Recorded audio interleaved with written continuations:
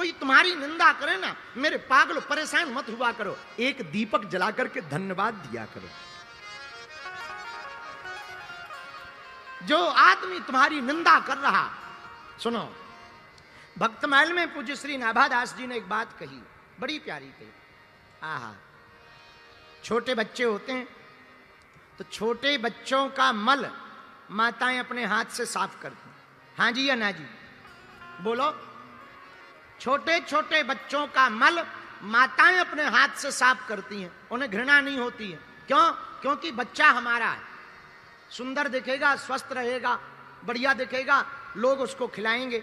इसलिए छोटे बच्चे का मल जिस प्रकार माताएं हाथ से साफ करती हैं, उसी प्रकार निंदा करने वाला व्यक्ति तुम्हारी कमियों को अपनी जीभ से साफ करता है। हाँ, ये हम नहीं कह रहे हैं, भक्तमाल के ग्रंथ में ये वर्णन आया है। उसी प्रकार निंदा करने वाला व्यक्ति जीभ से तुम्हारी कमियों को साफ करता है। इसलिए हमारी एक हाथ जोड़कर प्रार्थना है, कोई तुम्हें भला बुरा कहे ना, टेंशन में मत रहा करो। तुम टेंशन लेने थोड़ी आए हो, टेंशन हमसे लोग पूछते, गुरुजी आप दिन भर हंसते रहते, इतनी बातें चलती, इतने प्रपंच चलते, फिर भी हंसते रहते। हम जहां जाते वहां नई लड़ाई लड़ते, कहीं संस्कृति के लिए लड़ रहे हैं, कहीं हिंदुत्व के लिए लड़ रहे हैं, देश में भी लड़ रहे हैं, विदेश में भी लड़ रहे हैं, रोज ही लड़ रहे हैं। लोग हमसे पूछते आप हंसते क्यों रहते? हमने कहा हम टेंशन लेने थोड़ी आए हैं, हम तो टोपी वालों को टेंशन देने आए हैं। आओ आओ आओ, अच्छा एक और सुन लो, हम सुधरेंगे नहीं। हाँ, अपन को क्या दिक्कत है? देखो, हम किसी का नाम नहीं लेते, हमने टोपी वाला का, और टोपी तो कल हम भी लगा के आ सकते हैं, क्रिकेट वाली।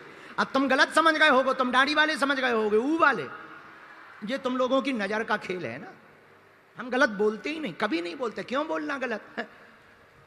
तो हम प्रार्थना आपको करें, कोई निंदा करे तो आप प्रत्युत्तर मत दो, आप टेंशन मत लो। हनुमान जी से सीखो, न जाने क्या क्या रावण ने कहा, लंका में लोगों ने क्या क्या कहा, पर धन्य है हनुमान जी। अरे हनुमान जी को तो बीच यात्रा में कहा रुक जाओ, ठहर जाओ, आराम कर लो, पर हनुमान जी से सीखो। राम काज कीन्हे बिनु मोहि कहाँ विश्राम। जब तक राम काज नहीं हो जाएगा तब तक हम विश्राम नहीं करेंगे। तो धन्य है सुंदरकांड। सुंदरकांड इसलिए सुंदर है क्योंकि यहां बड़ों की बात छोटे सुनते हैं। जहां बड़ों की बात की आज्ञा छोटे माने, वहां सुंदरकांड सिद्ध होता है, और जहां छोटे आज्ञा अपने बड़ों को दें, वहां लंका कांड सिद्ध होता है।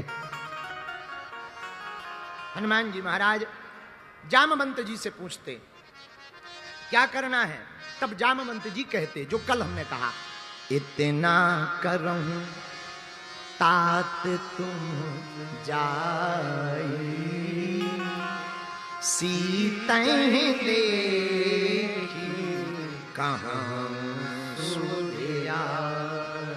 माता जानकी जी को देख करके वापस आ जाओ। हनुमान जी महाराज वचनों को सुनकर के प्रसन्न हो गए और सुंदर कांड प्रारंभ हुआ। चौपाई बड़ी प्यारी। जामवंत के वचन सुहाए, सुनि हनुमंत हृदय अति भाए। एहा जामवंत के वचन सुहाए, सुनि हनुमंत हृदय अति भाए।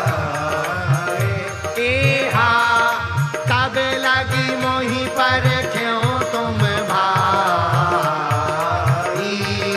शहीदों के कंद मूल फल खाई। श्री राम जय राम जय जय राम, श्री राम जय जय राम। जामवंत के वचन सुहाई, सुनि हनुमंत हृदय अति भाई। और तभी लगी मोहि पर क्यों तुम भाई, शहीदों के कंद मूल फल खाई। और हनुमान जी बोले जब लगी आवो सीतैं देखी। सुनो, हम लंका जा रहे हैं, आप लोग यहीं पर बैठ करके फल खाओ। तो जामवंत जी के वचनों को सुनकर हनुमान जी लंका जा रहे और कहे क्या रहे, आप लोग यहीं बैठो फल खाओ। तो किसी ने कहा कि हमें तो टेंशन है, तुम वापस आओगे कि नहीं आओगे, हम फल खाते ही रह जाएं। हनुमान जी बोले टेंशन मत लो, हम राम काज करने जा रहे हैं और राम काज का फल तो मीठा ही होता है, तो मीठे मीठे फल खाओ, हम जा रहे हैं। और हम आएंगे कब? बोले सीता ही देखी, हम जानकी माता को देख करके ही आएंगे। जामवंत जी बोले देख के ही आना, कहीं विस्फोट मत कराना। ऑपरेशन सिंदूर का प्रचलन तो हनुमान जी ने ही शुरू किया है। ऑपरेशन सिंदूर जो हुआ वो हमारे बजरंगबली का ही फर्स्ट ट्रायल है। उन्होंने ही लंका में घुस करके रावण के यहां पर धूम धड़ाका किया था, उसी का वर्तमान में ऑपरेशन सिंदूर के तहत देखने को मिला है। पहला ऑपरेशन तो हनुमान जी ने ही ऑपरेशन सिंदूर किया था लंका में, हाहाकार मचा दिया था। कैसे? उलट पलट लंका सब जारी और कूंधे परा सिंधु मझारी। हनुमान जी महाराज लंका की यात्रा के लिए तैयार हैं। एक बात मेरे पागलों तुम समझना, राम काज करने वाले व्यक्ति को एक बात समझ लेनी है। हमने पिछली कथा में प्रार्थना की थी, फिर प्रार्थना करते हैं। हम लोग, हनुमान जी कौन है? हनुमान जी हैं राम के बंदर, हम लोग हैं काम के बंदर हैं। हम लोगों से पूछो क्या कर रहे, तुम कथा में क्यों नहीं आए? गुरुजी आना तो था पर काम से गए थे, और जो आदमी काम से जाता है वो काम से ही चला जाता है। हम लोग काम के बंदर हैं, हनुमान जी राम के बंदर हैं। राम काज करवे को आतुर। इसलिए मेरे पागलो, अगर तुम्हें अपने हर काम सफल करना सीखना है तो हनुमान जी से सीखो, सुंदर कांड से सीखो, अपने काम काज को ही राम काज बना डालो। बोलो सीताराम। के समय जब पूरा शिष्य मंडल हमारा सो गया, बिल्कुल सत्य बात बता रहे हैं, तो खुले मैदान में पानी के मटका रखे हुए थे। हमने मटकों के पानी को सिर पर डाला और एक मटका में पानी भरा और सोचा हनुमान जी को जल चढ़ाया जाए, कम से कम अर्जी सुन लें, कोई मन में प्रेरणा दे दें, ताकि व्यवस्था बन जाए, ताकि हमारी चिंता दूर हो जाए। और जैसे ही हम मंदिर पर चढ़ने लगे, भैया चौथी पांचवी सीढ़ी पर जैसे ही पैर रखा, पूज्य श्री सन्यासी बाबा बोल पड़े, जा चिंता ना कर, कल सुबह तक तेरी व्यवस्था हो जाएगी। वहां पर मंदिर में भोले बाबा का मंदिर है, धाम पर भोले बाबा के मंदिर से बड़े हुंकार की गर्जना आई, जाओ तुम्हारी सुबह तक व्यवस्था हो जाएगी। तो पहले तो हमें बड़ा डर लगा, फिर पता लगा कि ये तो हमारे मन में बात थी, ये किसने बोली है। तो हम भागे भागे मटका छोड़ दिया, भागे भागे मंदिर पे बड़ी जोश जोश में गए। तो बड़ा तेज सा प्रकाश सन्यासी बाबा का अंदर प्रकाशित हो रहा। चमीटा लिए हुए सन्यासी बाबा खड़े हैं और हुंकार करते हुए वहां पर खड़े हुए देखा। तो हमने कहा कि आप हमारे गुरुजी हो क्या?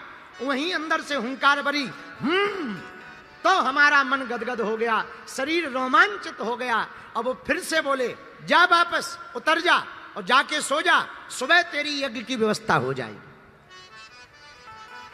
अब सुनना भैया, हम तो बड़े प्रसन्न हो गए। थोड़ी देर में ऐसी हालत हो गई जैसे बेहोश हो गए हो। तो कुछ देर तक वहीं पड़े रहे, वापस आए तो सो गए। अब तो टेंशन फ्री थे तो खूब देर तक सोए, 8-9 बजे सुबह तक। सुबह जैसे ही जागे तो रोज की तरह नित्य नियम किया। जहां बागेश्वर धाम आप मंदिर जाओगे तो दरवाजे के पास में एक पीपल का पेड़ है, तो हम पीपल के पेड़ के नीचे वहां सोफा डाल के बैठते थे। तो सोफा पे जाके बैठ गए। अब टेंशन तो दूर हो ही गई, गुरुजी ने कह दिया, पर ये नई मन में टेंशन आ गई कि आएगा कैसे। उस समय में बहुत ज्यादा भीड़ होती नहीं थी। आहा, फिर क्या, हमारे पीपल के पेड़ के नीचे बैठते ही आहा हा, एक बोलेरो गाड़ी आई और उसमें एक सज्जन व्हाइट शर्ट पहने हुए, काला पैंट पहने हुए उतरे। सबसे मिल रहे थे, 400-500 लोग बैठे थे, हम भभूति बांट रहे थे। उन्होंने आकर के कहा, महाराज जी आपकी जय हो। हमने कहा भैया कहां से आए? बोले गुरुजी झांसी से आए हैं। हम कहा बहुत बढ़िया, भोजन पा लेना। हमें तो सामान्य, अब ऐसा तो कुछ पता नहीं था, तो सीधे साधे आदमी। हमने कहा भैया भोजन पा लेना, यज्ञ के दर्शन कर लो। बोले जी गुरु जी हो गया, हम कुछ सामान लाए हैं। हम कहा क्या लाए हो? बोले कुछ सहयोग लाए हैं। हम कहा वहां कार्यालय में दे दो और रसीद ले लेना। बोले हमें कार्यालय में नहीं देना, आपको ही देना है। एक छोटा सा बैग उन्होंने पकड़ा दिया। हमें लगा कपड़ा होंगे, मिठाई बिठाई होगी। भैया हमने धर लिया। अब वो हमारे ही आंखों के देखते वापस चले गए। जैसे ही एक कमरा बना था, बहुत बड़ा आश्रम तो था नहीं, एक कमरा बना था, तो एक तिवारी जी हमारे पास रहते थे, विजय तिवारी जी। विजय तिवारी जी को हमने वो बैग दिया और जैसे ही खोला तो ऊपर लाल पेन की एक चिट्ठी रखी थी, उस पर पहले नंबर पर बड़े अक्षरों में लिखा था जय सिया राम। और जब बैग खोल करके देखा, पूरे यज्ञ की चुकती हो गई, ब्राह्मणों की दक्षिणा चुक गई और 50,000 रुपया बच गए। हाँ, हम ना उनको जानते, आज तक हमारा परिचय नहीं।